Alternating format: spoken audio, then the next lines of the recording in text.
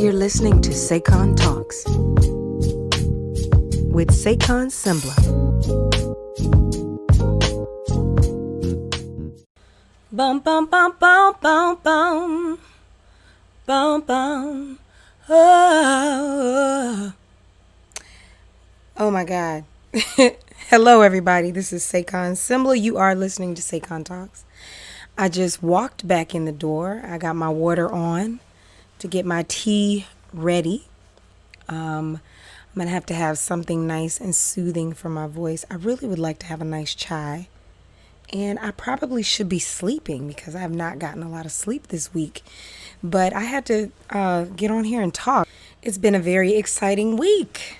And I got to catch up my listeners. I got to catch my listeners up to what's been going on in my life. We just opened The Secret Life of Bees off-Broadway as a part of the Atlantic Theater Company down in Chelsea. That was exciting. And also, my show In the Dark has been continuously going, and I have not really talked about that at all. So I have to get into In the Dark, y'all. Oh, can you hear it? There's my water boiling. Let me pour my tea, y'all. Let's see, what type will I have today? All right, so I got a nice chai I just made with, I did coconut sugar and cashew milk. I don't know, they're supposed to be alkaline friendly. Who knows? Who knows? Only the alkaline specialists know. I'm just having a cup of tea, though. Having a cup of tea while I shared the tea. So nice. It's got a real nice nutty flavor. It's I'll be so excited when I get some tea sponsorships so I can like really give y'all some real taste tests and stuff. This is SayconTalks, and we'll be right back. Follow Say Sing on Snapchat.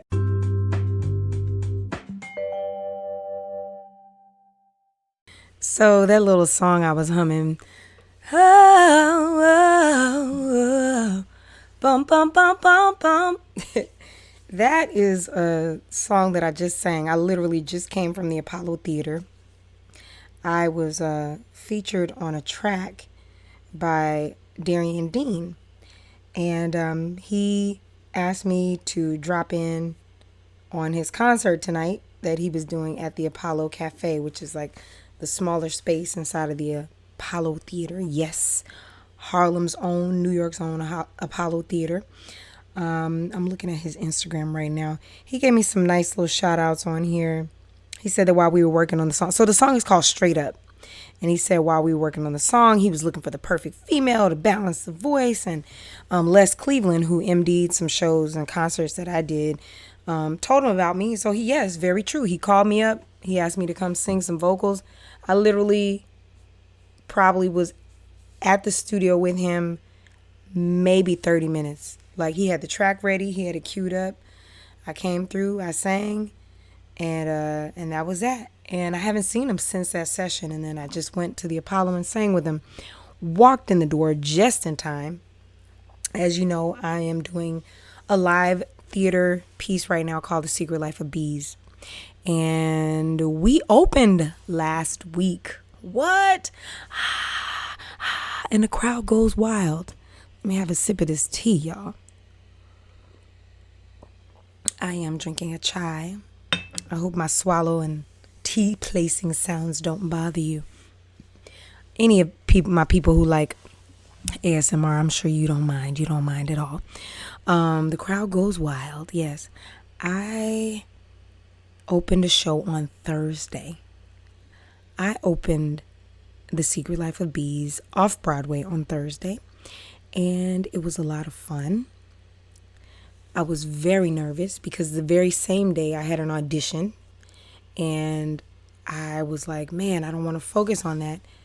You know, there's a lot of pressure to be on point, to look good, to sound good, to know all your marks, to be safe and not be bumping into people and, you know, light fixtures and set pieces and things. So tried my best to be as focused as I could.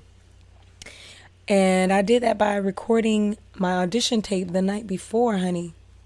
Yeah, a lot of these shows y'all watch on TV, actors like myself, we go to places or we set up cameras in our homes or we go to studios and we record these auditions. So the night before we opened, I recorded an audition. The very next day, I came to the theater, I hit it, boom, boom, bap. We did it. I got so many beautiful flowers from friends, fans, associates. I was very pleased. Oh, and my agent, the agency sent me some flowers as well. So that was so lovely. I was really appreciative. The dressing room is full of flowers, especially on the girl side right now. So that's really lovely. Yeah, so the show is open. So if y'all can come and see it, if you hear this podcast on time, check us out. Playing at the Atlantic Theater Company. The Secret Life of Bees. So in between all of this exciting hoopla of doing a play, being back doing a live show, I have neglected to talk about the fact that I am on a television series. The show is on the CW and it is called In the Dark. For any of my big time lovers of TV, you may have seen me the year before on Scandal. I had a recurring character on that show. I played the FBI director, Angela Webster. And that was a very exciting time. So having a chance to have another very heavily recurring character on television has been very exciting for me. Very different because I had a lot more responsibility on this show than I've had on a television show before, and it was just a great opportunity to get my feet wet with like what it feels like to be, you know, filming daily and spending a lot of time on a television show. Usually on TV and movies and things, I've popped in with a little guest star here and there. And, I must admit a majority of my career has been, I'd say 70% of my career has been on stage, so I really relish those opportunities to do television. So this show that I'm on, it's on the CW, and I'm playing a cop. You know what? I'm playing a detective. The detective's name is Jules, and she grew up in Chicago. It's a fun character, but a laid-back character, I'd say. She's not like all wild and crazy, But I've been slowly seeing how a lot of fans, people, whenever I get on Twitter and I tweet, if I do any live tweeting during the show, or if I make comments and things, people show me a lot of love, and I really appreciate that. It's fun to just kind of learn what people are thinking about the show. The basic premise of the show is focused on a young woman played by Perry Matfield. The young woman, the character, her name is Murphy. And she has a best friend named Jess. And she works with a guy named Felix. Her mom's name is Joy. And she has befriended a young man named Tyson, who is a frequent kid that's hanging out on the block near where she lives. Spoiler alert if you haven't seen the show. The show is, I believe, up to its 10th episode right now. So, you know what? I'm not going to spoil anything too bad. But I'll just let you know that this young lady, she lives a very unapologetic life. She sleeps with who she wants to sleep with. She just lives life playing by her own rules. And she happens to be visually impaired. Some might use the word blind. She lost her sight as a teenager. And on this show, you get to see how she manages life post-sight. And it's really fascinating. In New York, there are several schools for the visually impaired. And so when I'm in certain areas, I will see some groups of people. I even saw some people today because the area that my theater is in is near a school and near a school for the blind. And this show, it just gives you a lot of insight on just sort of the day-to-day lifestyle of someone who is living an otherwise normal life. And through Murphy's character, you get to see all of that.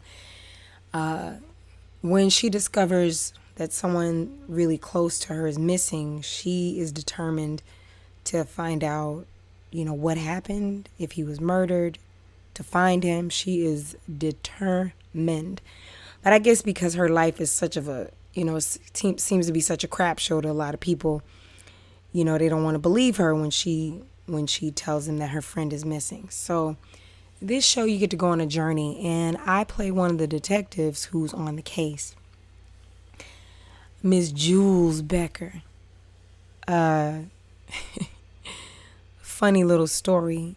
I was in LA the previous year auditioning for pilots. It was pilot season. I was auditioning, for a series regular type of role. And I tested, a couple of times and did not get the roles that I tested for. For anybody who doesn't know, a test for an actor, aka screen test or network test, is basically what happens when they have narrowed it down. A lot of people want to get into the acting business, but there is a lot of pressure and auditions that you face when you're trying to get a role on a TV show. So basically, when you test for a show, let's just say that for a role, maybe 100 actresses have auditioned for the role. They may have submitted tapes. They may have gone to the casting director's office directly and auditioned with them. And then they narrow it down. They cut it down to 20 actresses. They cut it down to 15 actresses. They cut it down to 10. And generally, by the time they decide to start having tests so that the big wigs at the network take a look, they have then cut it down to, say, 5, maybe 3, maybe even 2 actresses. They cut it down. They narrow it down. I'm using actresses in my case because that's me. But it's the same with actors. Or, sometimes they test several roles at the same time. I remember years ago I tested for, Brandy had a new television show coming on. What was the name of that show? I can't remember the name of that show. But I auditioned to play like her publicist or something. It was real cute. But they were testing my role. They were testing several roles. Her best friend role. Bunch of stuff at the same time. Anyway, they narrow it down, and by the time they've narrowed it down, this is when they are really seriously considering who will be on the show. So, make a long story short, I tested for other shows, and I didn't get the part.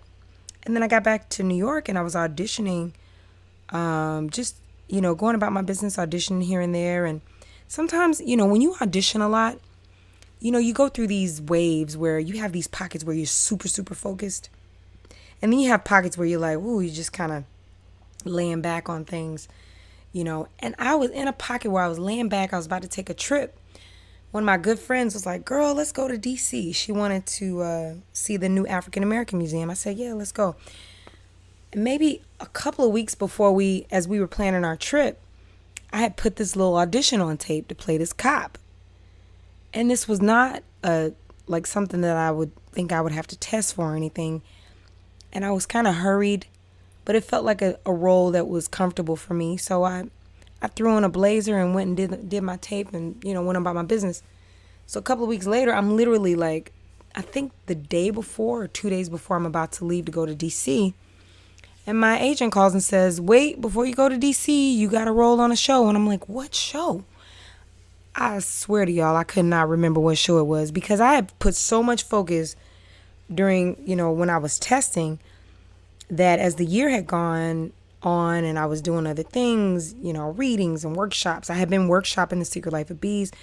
Different stuff was going on. I had just kind of put it out of my mind.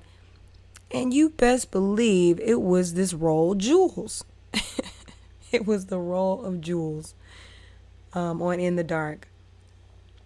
Luckily, I was able to enjoy my little vacation, my quick little out of town trip. I saw that museum, it was beautiful. I came back and had to pack my stuff and get ready to go to Toronto so that I could film In the Dark, a series that I had no idea would end up taking me on to it for as long as it did. I thought it was going to be a couple of episodes. Boy, did it turn out to be much, much more. So, yeah, it turned out to be the entire season. This is SayconTalks. We'll be right back. Follow Saycon Sengbloh on Twitter.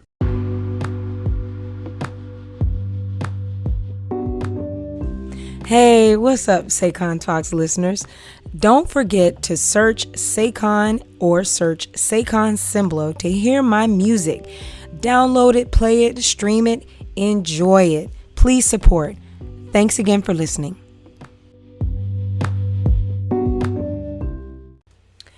Yes, y'all, and it don't stop. What's up? It's Saycon. I'm back. And yes, In the Dark turned out to be, for me anyway, it turned out to be the little engine that could. I had no idea that quick audition. Let me tell you how crazy this audition was. I did it so quickly that I forgot to slate. And the agency called, they said, you forgot to slate. The slate basically is when you say, hi, my name is Saycon Sengbloh and I'm 5'5". You say your name, you say your height. Some slates, they might ask you to say your name and then say what city you're based in. And some slates might ask you to pan up and down so they can see your body frame. This was one of those body frame slates. And I distinctly remember I was going down to get a massage that day. I'll be about that massage life, y'all, about that wellness. And when I got to the massage place, I asked the lady who was checking me in, I said, excuse me, could you do me a favor before we go inside? And she was like, yeah. I said, could you hold the camera up and then scan me up and down and then just pause it for a second and press stop? And she was like, okay. And so literally my slate for In the Dark was standing outside of this spa place. She scanned me up and down. I said, hi, I'm Saycon Sengbloh and I'm 5'5". And then she scanned me up and down. And then don't we love technology? I downloaded that mug onto my Dropbox and I sent it to my agents. I said, hey, can you all tack that on to the audition? And they sent it. And then I just, like I said, I continued on about my business, wasn't thinking about it. Let me tell you guys, this is a lesson right here and I tread carefully when I say this. I'm always telling people to do shady stuff, and then I got to tread carefully about it, right? On the last episode, I was talking about well-behaved women. Sometimes you got to break rules. I'm mentioning this because sometimes people don't do things because they want everything to be perfect. They'll be like, oh, I don't have the perfect backdrop, or I don't have the perfect, outfit or whatever. Let me tell y'all, my hair was so dry for that audition. My makeup was pretty decent, but my hair wasn't really popping like that. And I just put this jacket on and a t-shirt and my slate was down the street. You know what I'm saying? And I still got the part because I really focused on the actual lines and the words. And sometimes you may not be able to have the perfect lighting. Don't get me wrong. You want your lighting to be perfect. You want your location to be perfect. But, my audition was pretty good. And that slate, I just had to make it happen. And I'm so proud that I did that rather than let that stop me. A lot of us will stop because we get nervous. We're like, oh my God, this lighting is bad, or this is this, that, whatever, The main audition showed me in a really good light so I can show my beauty, show my talent.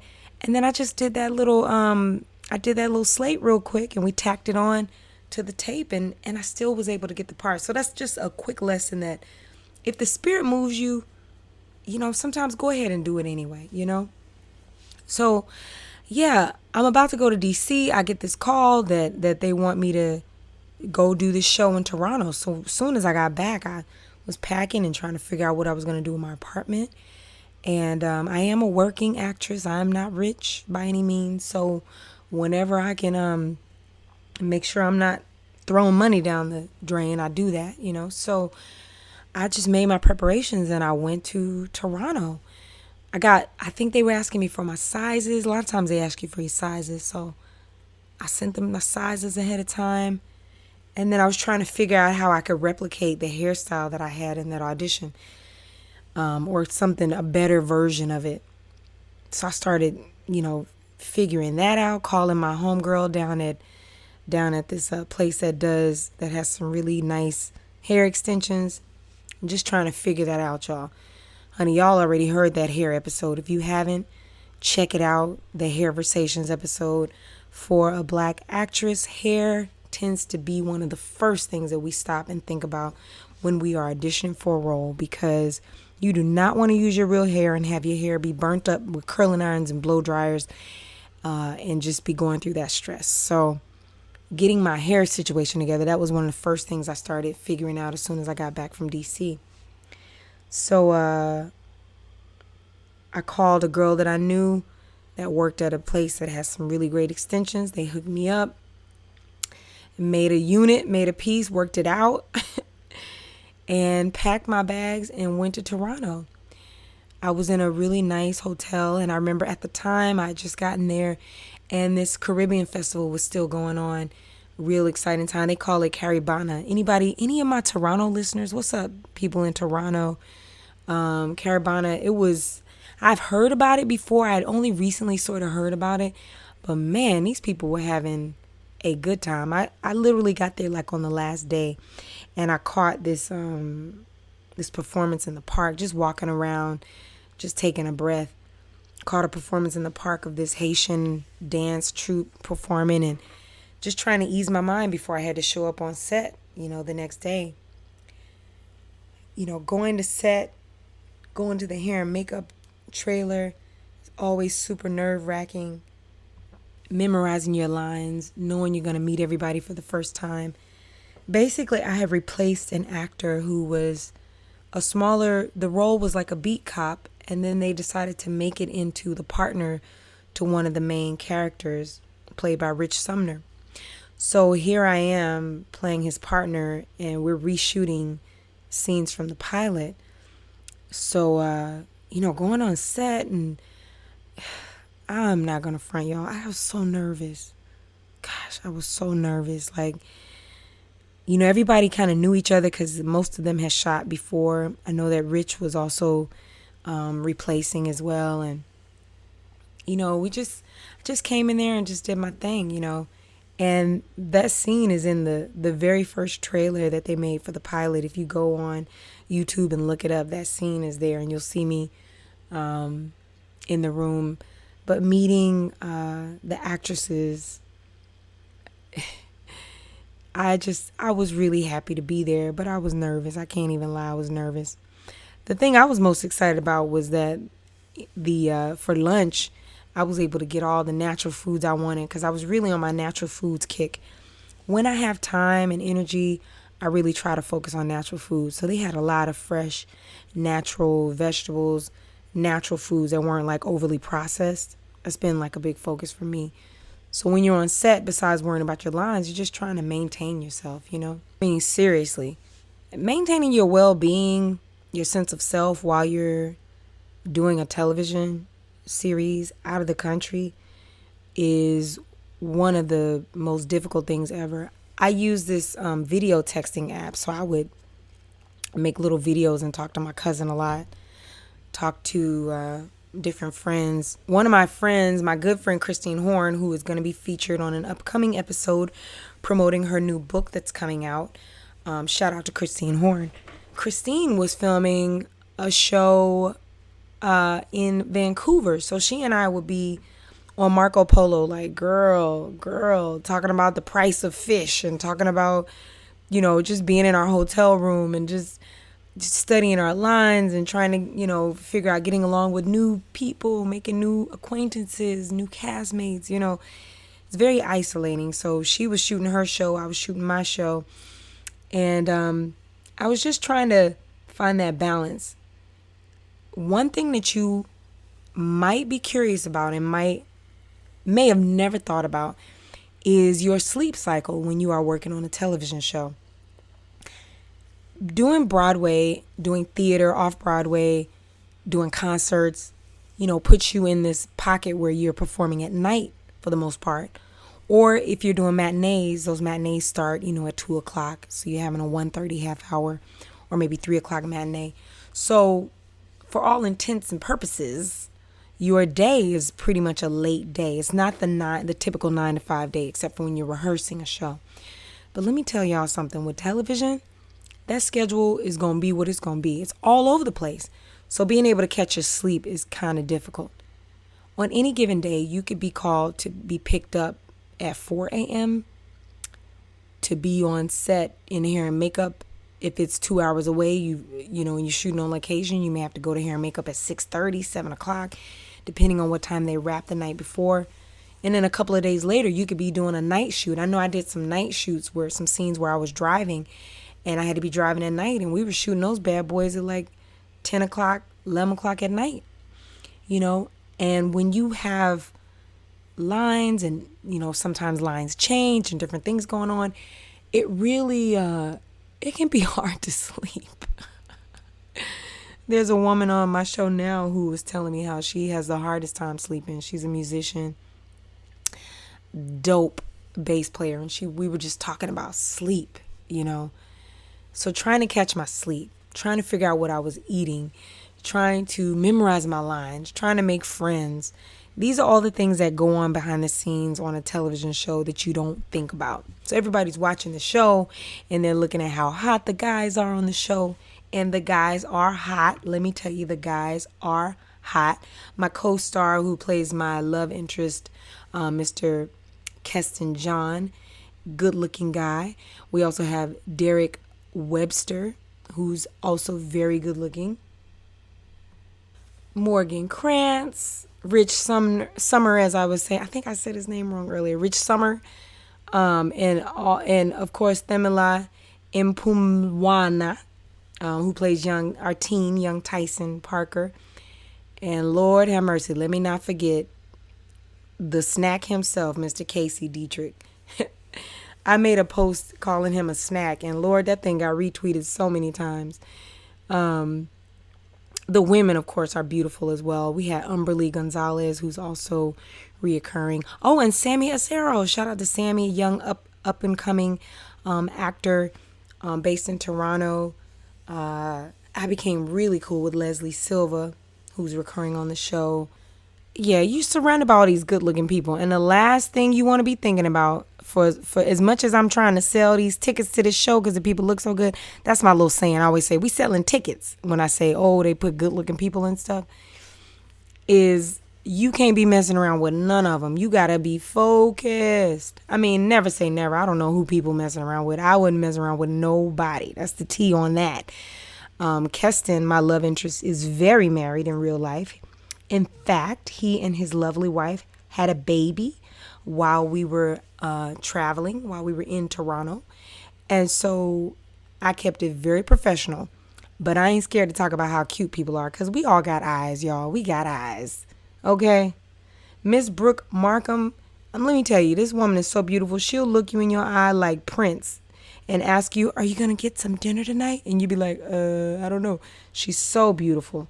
And our leading lady, Miss Perry, man, this girl was probably one of the hardest working people I ever seen in my life.